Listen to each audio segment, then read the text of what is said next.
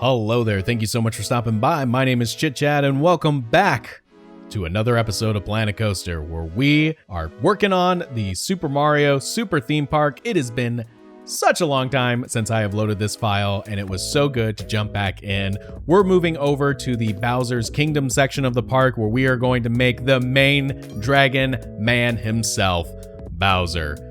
I'm really excited for this one. I love making these giant character statues.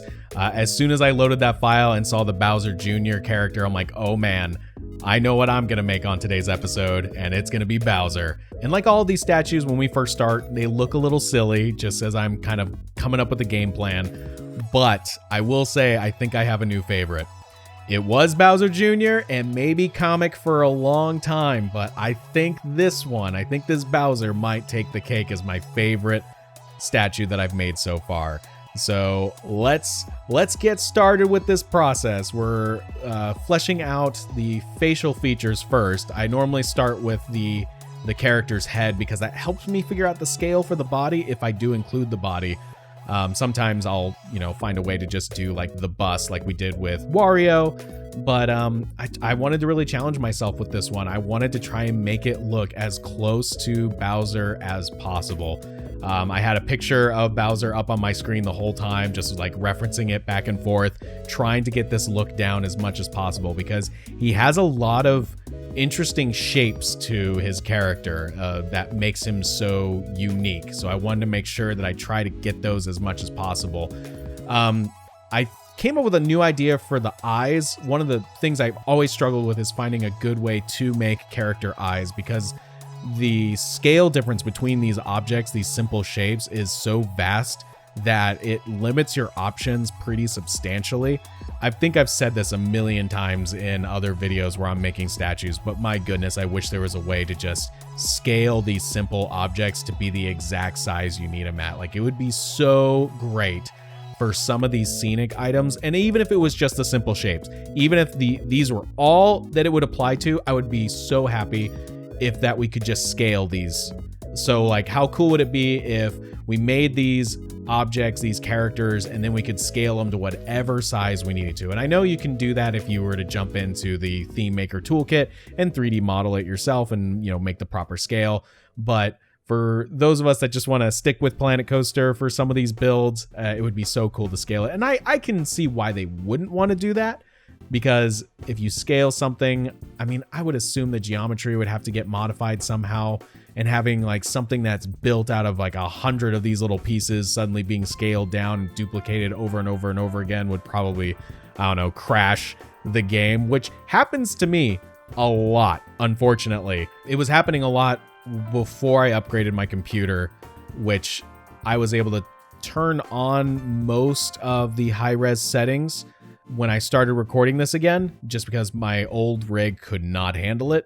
And even jumping back into this park, I had to sometimes pause the game, like the actual playback, which, the time feature that this game comes with. Sometimes I'll have to pause it just so that there's not all these animations going off at the same time. I've had to remove all of the guests from the park, just because they would cause it to lag pretty substantially as well. So this game's crashed on me quite a lot, which is why, one of the big reasons why we're kind of finished in terms of the lands that are occupying the Mario theme park. Those aren't really going to change. We're not going to add any more. The rest of this series is just going to be fleshing out what's already here. So finishing up the Bowser Kingdom section of the park, finishing the Luigi's Mansion ride, and then of course the main attraction, which is going to be the Mario Kart ride, which I don't know if y'all saw I think it was a press release, I think that's what they were calling it, of the actual Mario Kart attraction in Japan, but holy frick, that ride is going to be a game changer. I think it's using AR technology, which is augmented reality, and I think they're dueling coasters if I'm not mistaken. So like, it's going to be incredible. And the theming of the queue, holy snap. Like, it's incredible. You could look at a screenshot of that park, like of the land, and you would swear it's from a game. You would swear that's not real. That's not like a theme park. And it's incredible. Like, what they've done is incredible. I think I said in my previous Chatterbox Studios episode is that my biggest concern is like all that kinetic energy, which is phenomenal, and I wish more parks had that. All the kinetic energy with all of those animatronics just, walking around. I'm so worried that once they break down, that Universal's going to be slow to repair them, because just speaking from experience, the last time we were at Universal Studios, we rode on the updated version of the Jurassic Park ride, and stuff was already broken with that. I'm just worried that once that happens, that they'll be slow to repair them, which I hope isn't the case, because all of that movement is it's such a game changer. Like, it goes beyond what like blew my mind about the Harry Potter area when it first opened, even Batuu, which y'all, I cried when I am not afraid to admit it. I teared up the first time I walked into Galaxy's Edge, because Star Wars is such a huge part of my life, and like seeing it in reality in the real world was so cool. But a lot of it's static, like the Millennium Falcon doesn't move. Of course it can't, there's no way. But like seeing the Mario attraction with all these moving characters, the Thwomps, the Bob-ombs, the Koopas, like everything's moving.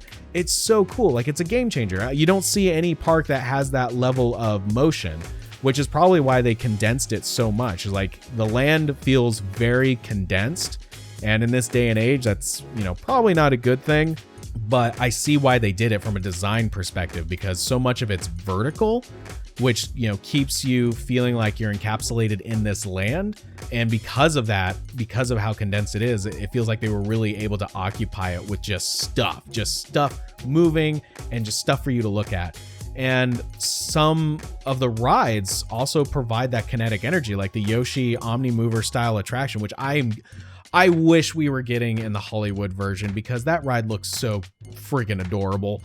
And just that it moves throughout the land, and it you walk under bridges where the ride's on top of it, and just there's so many cool little interaction pieces. And the fact that it's an outdoor ride and an indoor style dark ride, it's just, I don't know, like that whole thing is just so well done. I'm really geeking out over it, and it really looks like, from some of the leaked photos that I've seen, it really looks like the Hollywood version is following suit. It'll just be a much smaller version of that experience, which doesn't mean that's bad. It just means that we won't be getting all of it, which I wish we were. But that Mario Kart attraction alone is going to be really, really stinking cool. Which kind of leads me to the topic of discussion for this episode, is like, what do we want to do with the remaining unfinished pieces? So I've got this Bowser Kingdom, and we have a ride, right? We already have a ride, which is the Bowser Jr.'s Clown Car attraction.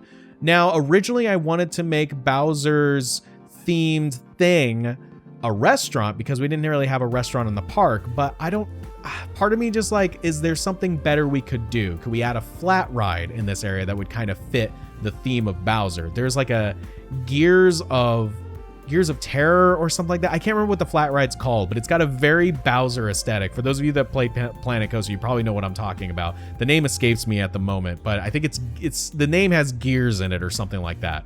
And it's like it's like one of those flat rides that you would see at a carnival, where all it does is just like lift you up and spin you around, but it's got like these chains and spikes and fire, and it just screams Bowser to me. So I don't know if that's what we want to do with this, or if there's like a better themed thing that we can do with this area. I really like the way it looks, because again, we themed it after the Mario Odyssey Bowser Kingdom level, which I'm really happy with, because it makes it very visually distinct. And I already plan on doing a classic Bowser Castle in the Mario Kart attraction. So if anybody's got any ideas, feel free to leave them in the comments section down below. Just like I was doing with the Chatterbox Studios episodes, I'll read some of the comments on the next episode. With how long these videos run, it gives me something to talk about, which is super helpful. So I do appreciate the feedback. And also in terms of the Mario Kart attraction, I'm going back and forth on that as well. Like, do I want to do an actual go-kart style attraction, or do I want to do something that's more similar to what they're actually building in the real park and have it be like a roller coaster or like a dueling roller coaster? I'm just not sure.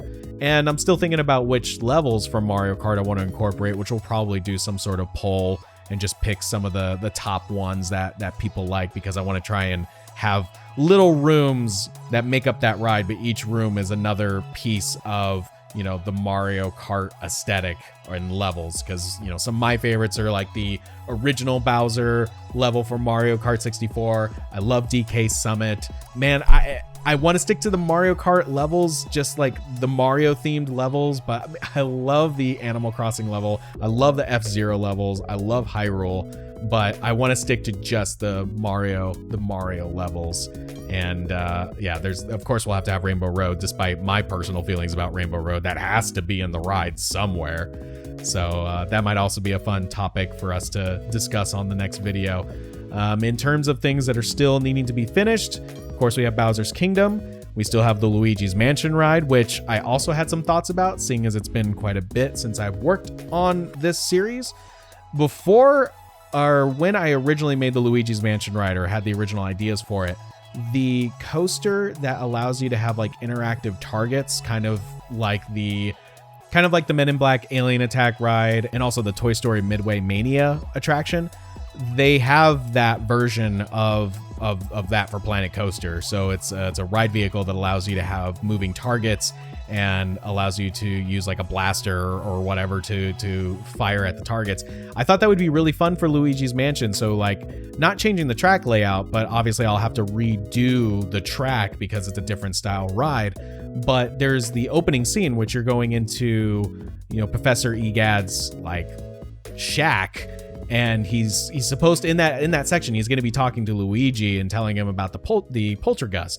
Well, how fun would it be to actually have the audience be a part of that, and like the weapon that you have would be the poltergust. I don't know if any of you seen the arcade cabinet for Luigi's Mansion, but you use one of those poltergusts as the controller for the cabinet for the arcade game, and it's really stinking fun. In fact, we've modeled and created it in this park. It's in the Wario arcade.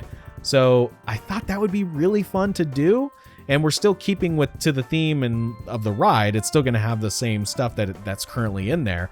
But now that'll give the animation screens that I want to put on the ride more purpose. So it's beyond just, oh, it's a cool animation. Oh, this animation has purpose. Like all these ghosts flying around, they're targets. And I think that would be really, really fun. So that might be what happens after we're done with the Bowser's Kingdom section, because I really want to leave the Mario Kart attraction for last, because that is going to be like the cherry on top of this park. And hopefully that means we'll be done with it. And it'll be bittersweet, but I've been working on this project for so stinking long. Of course, I've had to take breaks in between that for a multitude of reasons, but that'll be the end, and I'll be excited. It'll be fun, because I really want to share this once it's done to everyone, so they can jump into the park and see all this stuff that you don't really get to see in these like sped up videos. Because there are times when I'll jump in off camera and just like modify stuff and add stuff, things that I don't think would be super fun to watch while I'm recording, just because some of these Planet Coaster things can get a tad bit repetitive. Like, how many times can I place the same tree, or how many times can I place the same piece of railing? You know, it's not super exciting to watch. So I try to leave the fun stuff for these videos, and then just do the kind of monotony off camera, which I don't get it. To me, I always, when I come back to these projects after a while, I'm just like, holy cow. Like I did all of this. Like this is the culmination of hours of playing this game. Holy crap snacks. And just modifying the Mario Odyssey style People Mover attraction, which we were speaking about kinetic energy in parks, and the People Mover in Tomorrowland always added such wonderful kinetic energy. I really miss it for the Anaheim Disney, but at least it's still alive and well in the Magic Kingdom park. But just had to modify this a little bit, just to kind of make the land feel a little bit more encapsulated, like this is the Bowser Kingdom section of the park, and it transitions then into Peach's Castle, which we also modified Peach's Castle, noticing that the one in the actual theme park had the pink roof. So I was like, you know what, that also adds a nice color variation, just because we haven't used that color a lot in the park. So I thought it'd be fun to shift it from the red roof, which I modeled more after the Mario 64 castle, to what it looks like in the actual theme park, because the color variation just helps it separate as a different land, and helps the contrast between this and Bowser's Kingdom, which has a lot of red. So I thought it worked out really, really well. So that's the end of today's video. I am really happy with how this Bowser statue turned out.